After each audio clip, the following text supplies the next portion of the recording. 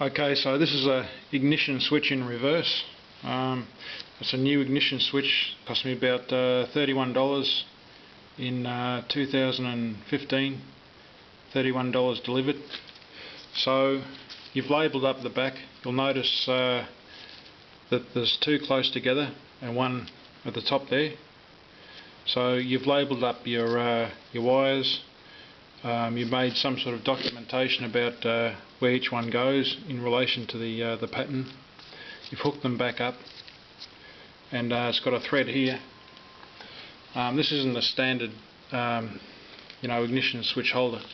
Somebody's put this together for whatever reason. Maybe it's stronger, or who knows, so it's not a standard holder. So you just thread it through, or make sure it's through. You line it up. Just remember that you have to turn it on and off. So chuck the key in. Notice that it turns to the right, so you want that to be vertical. So chuck on a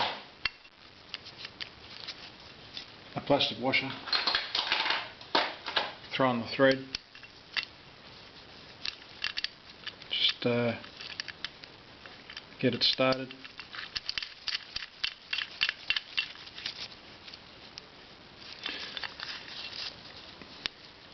So you'll notice it's got notches, 4 notches.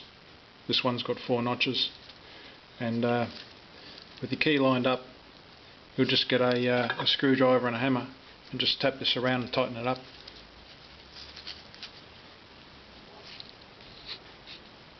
Okay, so at this stage you're going to want to test your lock.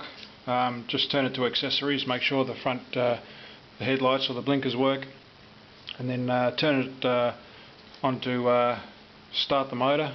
Make sure the bike starts up. Okay, so the lock holder just slides into the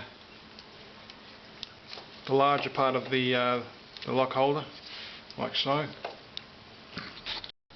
That's the wire harness, and you can see the back of the lock there on the other side of the wire harness.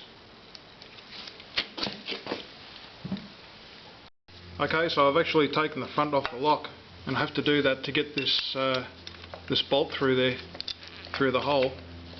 Sorry about the messy video, but might help some people out.